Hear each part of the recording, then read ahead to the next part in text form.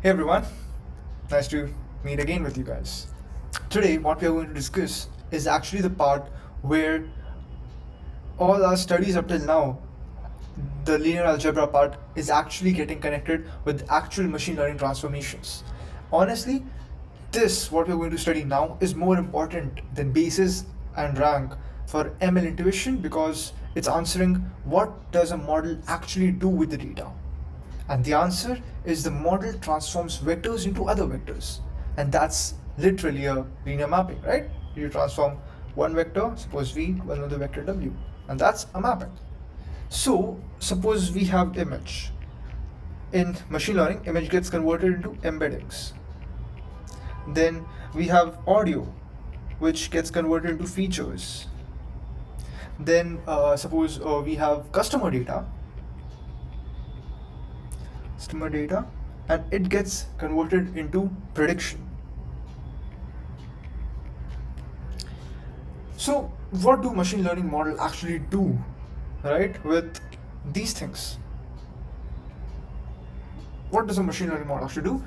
They transform information. So this is the information they had, and for better processing, they transform it into some vectors or change the transformation to some other vector for better processing, right? And that transformation is exactly what we are going to study today. The mathematical concepts behind the transformations. I mean, you can just run a code and get the transformations, but what is running behind the code, right? How are the transformations actually taking place? What mathematical formulas or concepts are behind that? That all we are going to study today. So let's start with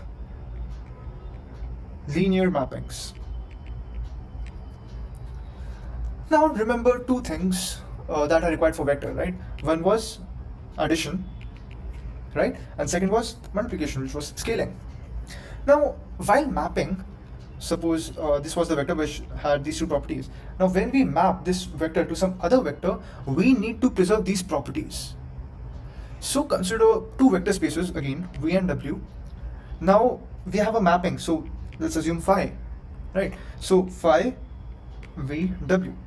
So now this mapping preserves the structure if we have, suppose x plus y equals to phi of x plus phi of y, and phi of lambda x equals to lambda phi of x, where x and y belongs to v.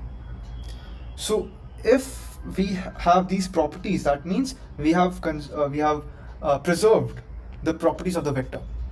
So coming to the next concept is of it's actually the terms you have heard earlier in your earlier classes, I guess 11th or 12th. Injective, surjective, and bijective. Okay, so we use these terms for functions, right? So what happens in injective is that suppose if for all x and y which belongs in our vector space v, such that phi of x equals to phi of y, then we can say x equals to y. In surjective, if phi of v equals to w, that means every element of w can be reached from v by phi, right? So what it means that suppose v has any element, right, and w has elements, right? So every element of w can be reached by v through some function phi. This is surjective.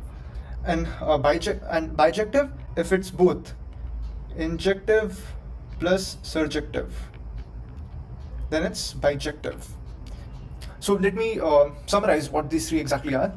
So in injective, we have a mapping phi from v to w, and it's injective if different inputs always give different outputs, which means phi of x will never be equal to phi of y. This is injective. If phi of x equals to phi of y, that is only when x equals to y.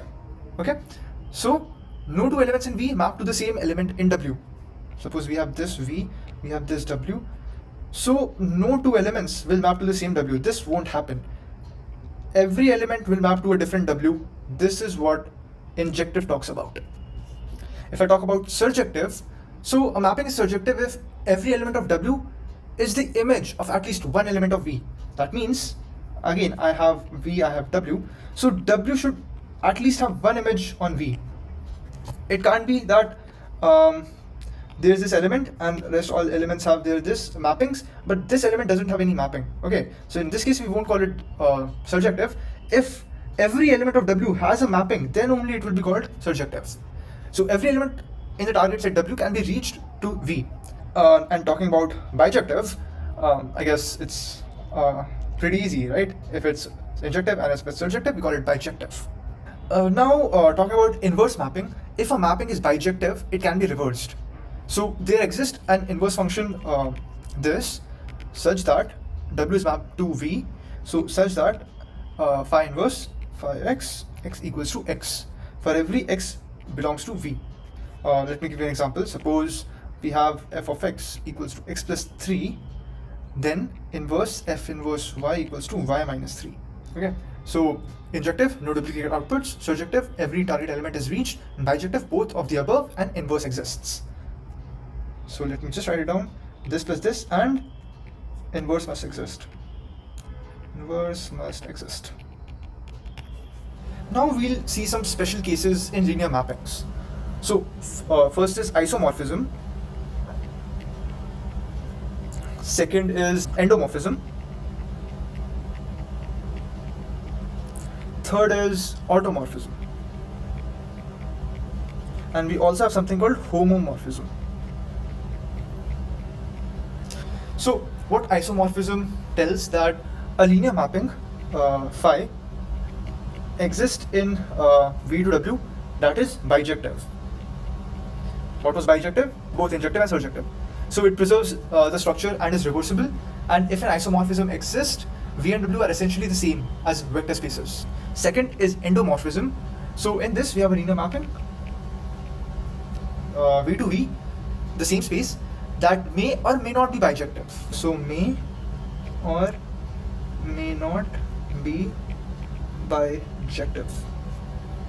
So it's a linear transformation of space into itself, right? Because V is getting transformed into V itself. Next is automorphism. So it's a linear map phi from V to V, that is bijective. So it's an invertible linear transformation of space onto itself again. And a special case of endomorphism. It's a special case of endomorphism, because in endomorphism we have written that it may or may not be. If it is bijective, then it's automorphism. If it's not bijective, then it's endomorphism. Okay. And what's homomorphism? Actually, homomorphism is just a structure preserving map in which we map from V to W, and the condition is that it just like be linear. Okay. And then there's thing called identity mapping. So what happens in identity mapping is that we have identity mapping V to V along with X mapping to itself. So along with the space mapping to itself, we also have every element should map with itself only, right? So earlier it can be that suppose this element is mapped with this element, or this element is mapped with this element. Now in identity mapping, every element must map with itself only, right? Yeah, so now let's do an example of a homomorphism. Okay, before that, like I'll just tell you in simple what exactly, I mean, so many morphisms you have heard, right? So like, let me just tell you the relationship between all them through a diagram. So we have homomorphism, in which we have endomorphism, which is just V to V. And in endomorphism we have automorphism,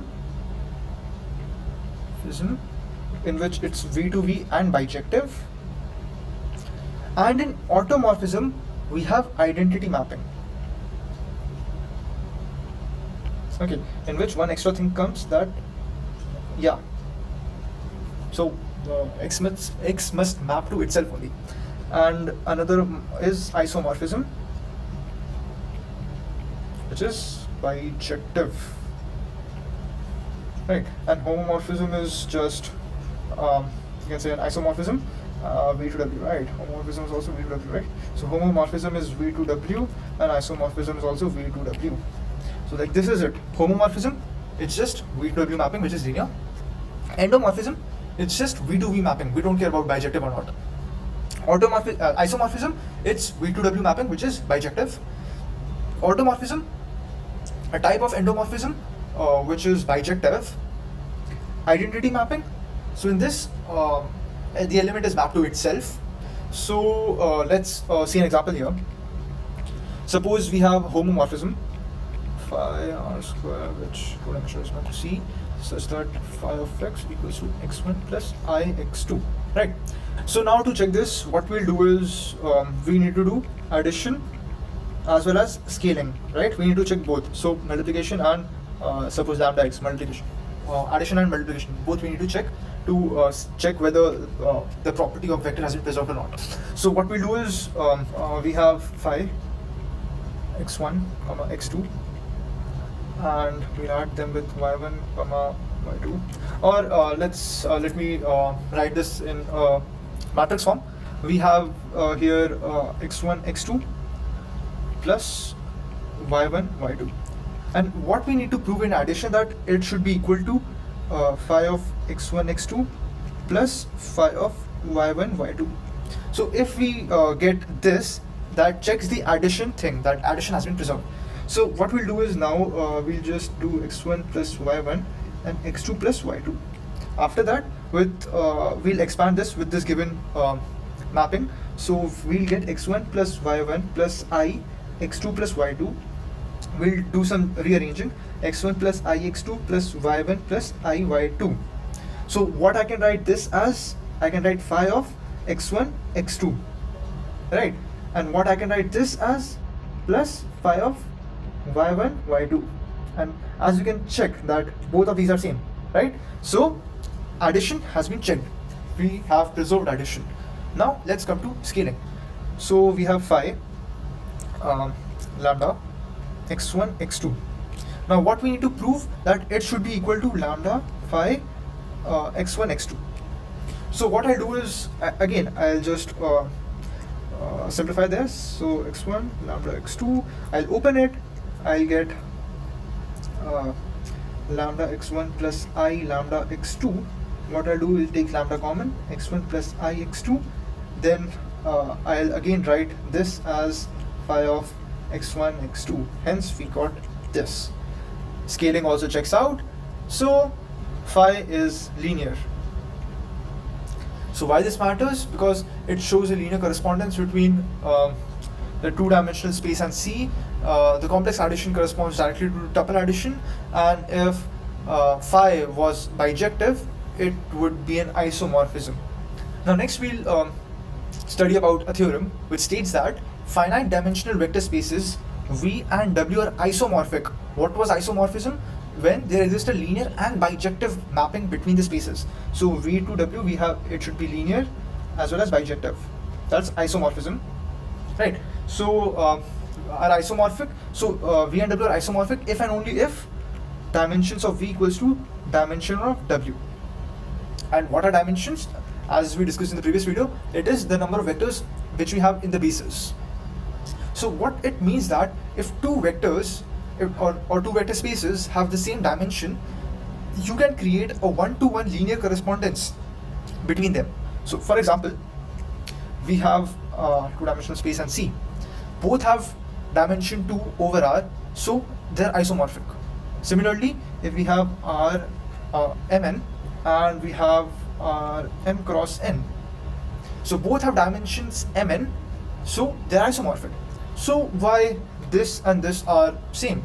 So an M cross N matrix has Mn entries. For example, we have a matrix 1, 2, 3, 4, which can be converted into 1, 2, 3, 4 without losing information. Since both spaces have dimension Mn, a linear bijection exists between them.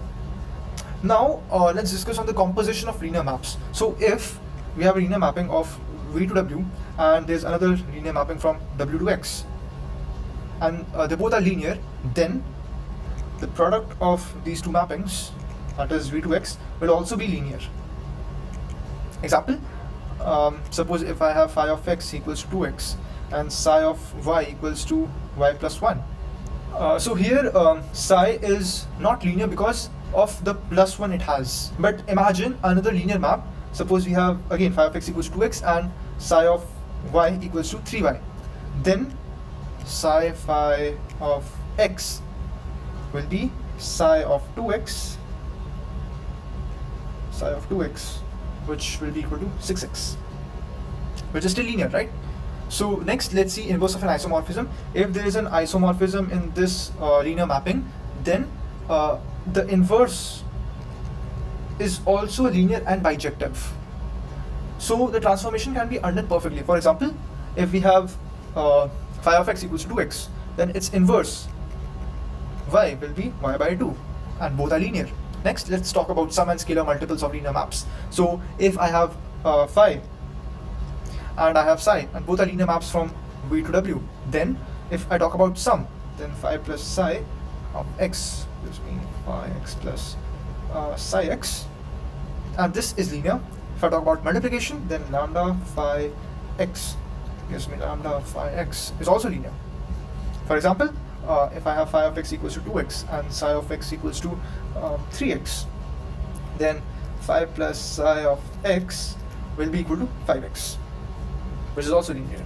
So the most important idea here is, in linear algebra, finite dimensional vector spaces are completely characterized by their dimension. If two spaces have the same dimension, they are structurally identical, that is isomorphic, even if their elements look different. That's why linear algebra often treats all n-dimensional vector spaces as essentially the same.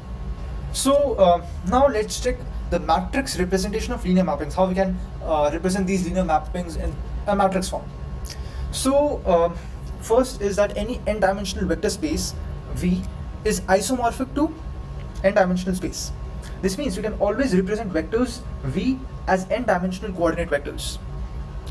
Now if I have ordered bases of B from B1 to Bn, so one thing to remember is that the order matters because coordinates depend on which basis vector comes first. Like we have B equals to B1 to Bn, so this is ordered basis, a tuple.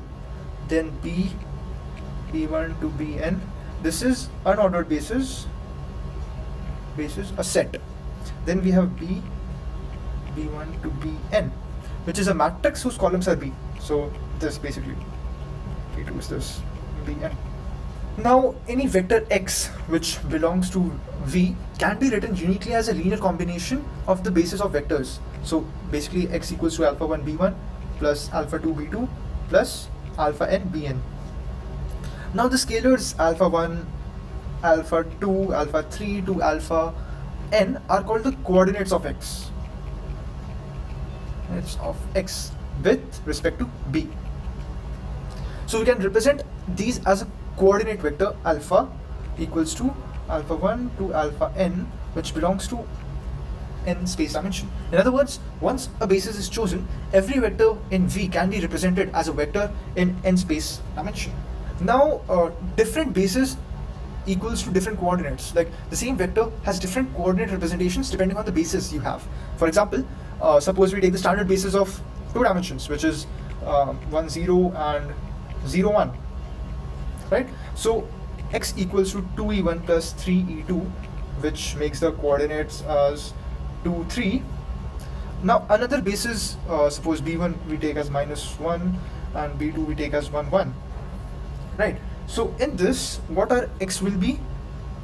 So x will be equal to -1 times b1 by 2 plus 5 times b2 by 2, which makes our coordinates -0.5 and 2.5, right? So same vector, different coordinates depending on the basis. If I tell you visually, so if this is our suppose 1 2 1 2 2 comma 2 point, and this is with respect to our x and y, which is our standard basis vectors. Now suppose I move the base to something else. Suppose this, I rotate my bases by an angle of 45 degrees. So now the new position of this with respect to the new bases will change. So with respect to different base, we have different coordinates. So I mean, this stuff is pretty easy, right? We have already done that. So next is mapping our n dimension to V. So we define a map phi Rn to V such that phi of EI equals to BI, which means that if we take any standard basis from our Rn and we convert that into the standard basis of our V, and I equals from 1 to n. So the properties that we have is that it should be linear, it should be bijective, like isomorphism, you know, because we have the same dimension. So by the earlier theorem that we read, it should be bijective. So this shows that n space dimension Rn is same as V once the basis is fixed, and when the basis is fixed basically means dimensions are almost same. So the coordinates in Rn correspond to vectors in V. So how is this connected to matrix? So once we have a basis B for V and C for W, any linear map, so phi V to W, can be represented as a matrix. How? Phi C V it belongs to R n cross n. And why this works? Since each basis vector Bi of V is mapped to the same vector in W. Vector Bi in V is mapped to some vector in W. Bi. Right? Because V is mapped to W. Now we express this phi of Bi in W as a linear combination of the basis C of W. Okay, so in V we have the base B, and in W we have the basis C. So after we map our representation of V to W, we'll work with the standard basis C, which is of W. So the coefficients become the columns of the matrix, and then for any vector x which is present in V, the coordinates x b, what we'll have is phi of x c will be equal to phi c b dot x b. This is the matrix representation of a linear map. So perfect. Now let's go to the next step, which is to understand the transformation matrices and how they relate to linear maps. So let's first understand what exactly is a transformation matrix. So suppose we have vector spaces V and W and ordered basis B. So B1 to Bn of V, and C we have C1 to Cm of W. And there exists a linear mapping phi from V to W. Now for each basis vector Bj, which belongs to V, phi maps to a linear combination of C. So phi maps to a linear combination of C. So I have phi of Bj equals to alpha 1 j C1 plus alpha mj Cm. So these coefficients from alpha 1j to alpha mj form the transformation matrix A of m cross n dimension. So basically A phi of ij. Now a key point to note is that the jth column of our transformation matrix is exactly the coordinate vector of phi bj with respect to C. Now using the transformation matrix, so if I have x this B, which is Rn, is a coordinate vector of x belongs to V in basis B, and I have yc which belongs to Rm is a coordinate vector of y y equals to phi of x in basis C, then yc equals to the transformation matrix into xb. So we can get the coordinate vector by multiplying a transformation matrix with the original coordinate of the original vector space V of having basis B. So this is why transformation matrices are useful, because they let you compute the coordinates of the output vector using matrix multiplication. So for example, if it's given that phi of B1 equals to C1 minus C2 plus 3C3 minus C4, phi of B2 equals to 2C1 plus C2 plus 7C3 plus 2C4, phi of B3 equals to 0C1 plus 3C2 plus 1C3 plus 4C4. So the transformation matrix A phi is built by column using the coordinates of this with respect to C. So in this it will be 1 minus 1, 3 minus 1, 2, 1, 7, 2 and 0, 3, 1, 4. So this is a transformation matrix. So column 1 is the coordinates of phi of b1, column 2 and column 3. Now for any x which belongs to V, you can find phi of x in coordinates using a phi multiplied by xb. Now another example, if I talk about linear transformations in 2 dimension, so there are various types of transformations that we have. I mean, we can either rotate our basis vectors, we can stretch our vectors, or we can get a combination of multiple reflections, rotations, stretching, etc. Right, so suppose we have rotated the basis vector by, or any vector by 45 degree. So what we get is cos pi by 4 minus sine pi by 4, sine pi by 4 and cos pi by 4. This is what we get. So rotates every vector in the plane by 45 degrees. So multiplying the coordinates of each vector by a transformation matrix moves the vector accordingly, producing rotated, stretched, or even transformed shapes. So next we'll see the idea of changing coordinates, right? The change of basis. So we have a linear map phi, which is a fixed transformation, but its matrix representation depends on the basis that is chosen. So think of it like a physical object that doesn't change, or the coordinate system used to describe it changes. So just as a location can be written in different coordinate systems, the same linear map can have different matrices. For example, suppose we have A, which is equal to 2, 1, 1, 2, and this is with respect to standard basis 1, 0 and 0, 1. Now choose a new standard basis, suppose 1, 1 and 1 minus 1. So in this basis, the same linear transformation can be written as 3, 0, 0, 1. And like why we have changed it? I mean, is this better than this? I mean, is this representation better than the original representation? Yes, it's better, because if you compare these two, the diagonal matrix that we have in this one is much easier, right? Because I mean, we can directly write AXY, suppose phi, is equal to 3xy. No mixing between the coordinates.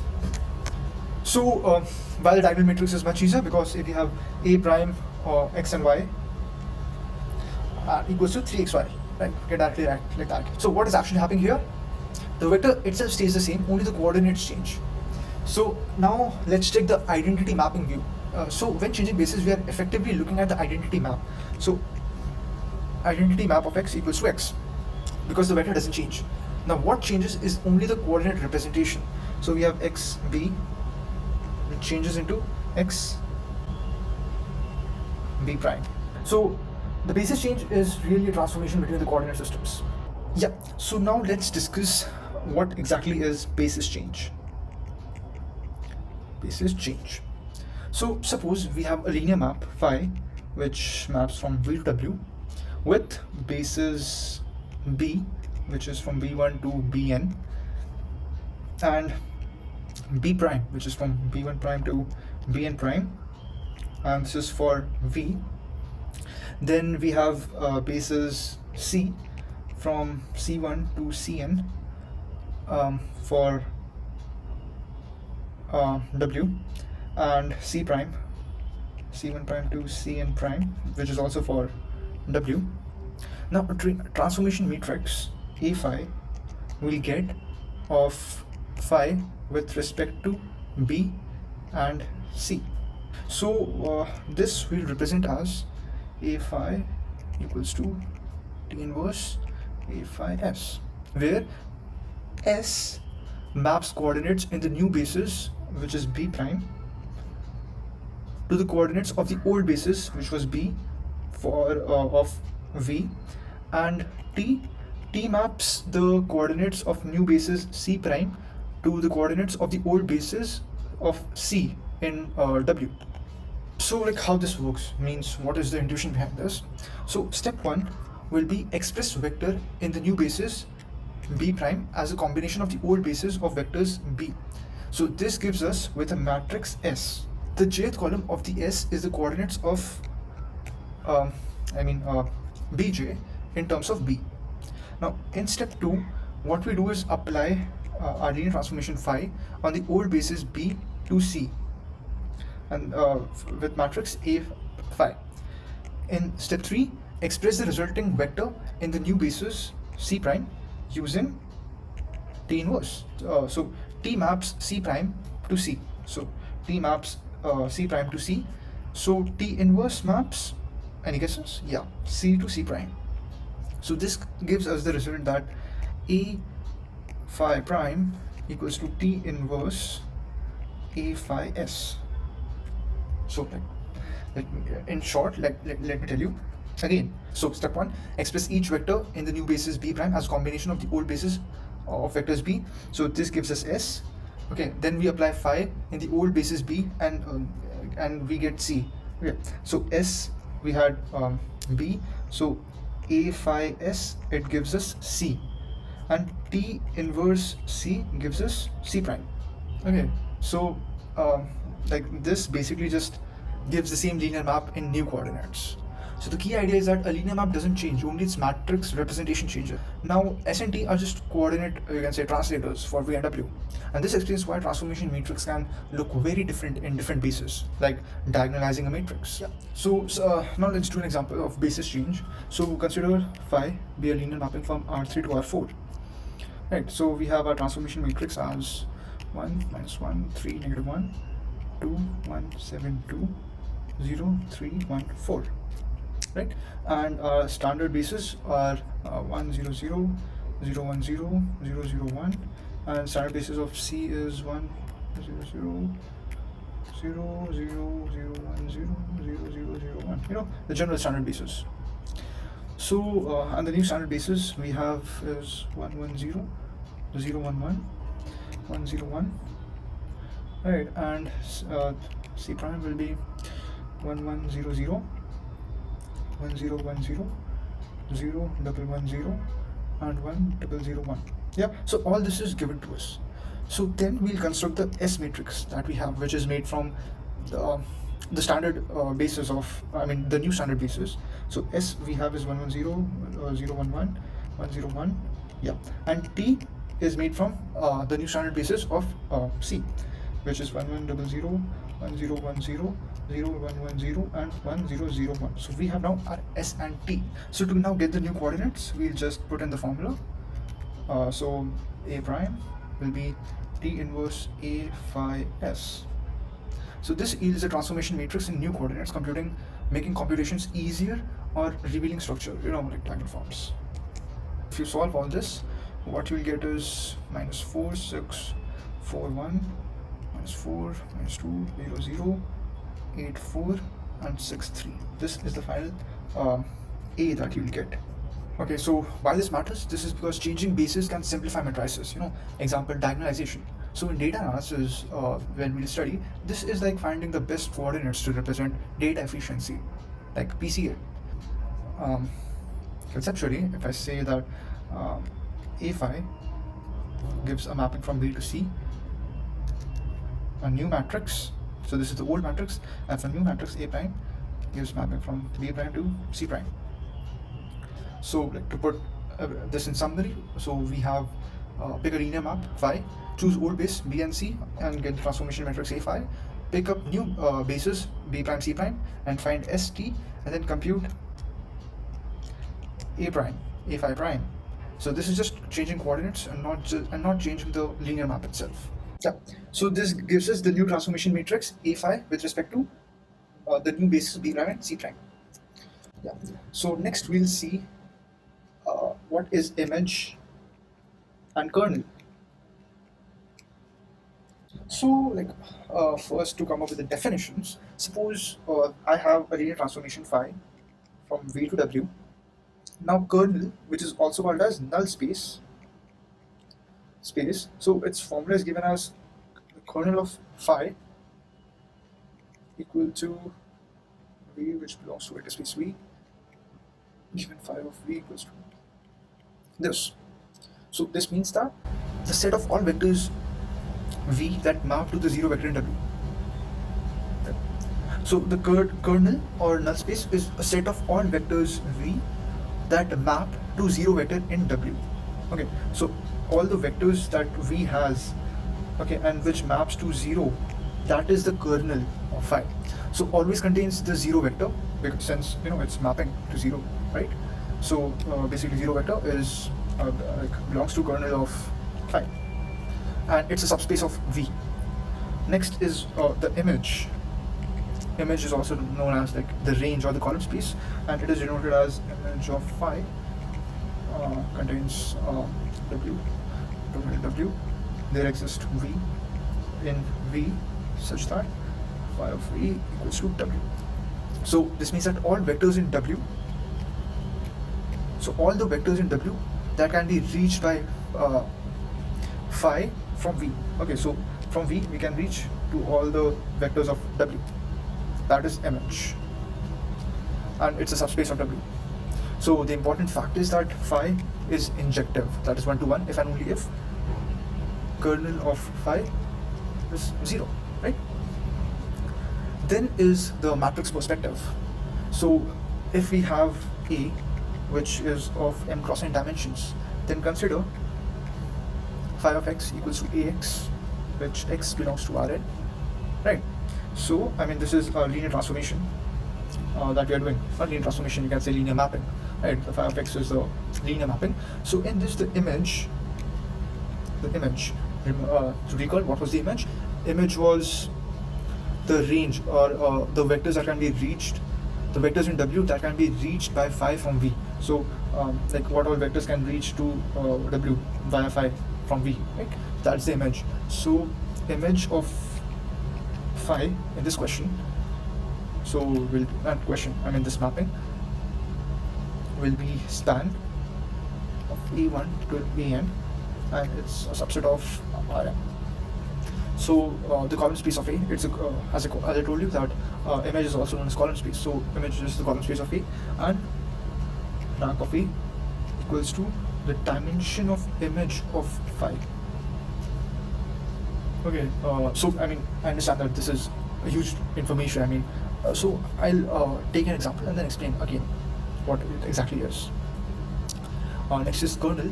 So the kernel of phi equals to x, which belongs to n-dimensional space, such that ax equals to 0. Okay, so solving the homogeneous equation ax equals to 0 gives the null space and captures the relationship among the columns. So now coming to example. So suppose if I have phi, which maps from R4 to R2, it's given by phi x1, x2, x3, x4 equals to 1, 1, 2, 0, -1, 0, 0, 1, x1, x2, x3, x4. So it will be equal to x1 plus 2x2 minus x3, okay, and x1 plus x4. So the image, which is the span of columns of A, so it will be IM phi equals to span of what? The span of columns of A, right? So what are the columns of A? It is 1, 1, this is array, so 1, 1, then 2, 0, then -1, 0, then 0, 1. This is the span of columns of A, right? And then we have kernel.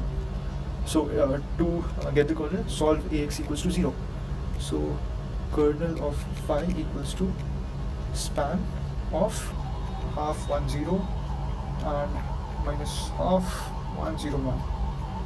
This is what we get. Next is what I told you in the previous video about the Rank-Nullity Theorem. Rank-Nullity Theorem is quite important. The fundamental theorem of linear maps, So we have phi, which maps from V to W. Now, what the theorem says is that dimension of the kernel of phi plus dimension of image of phi equals to the dimension of V. So if dimension of image of phi is less than the dimension of V, the kernel is non-trivial. Right, so infinite solutions to Ax equals to 0.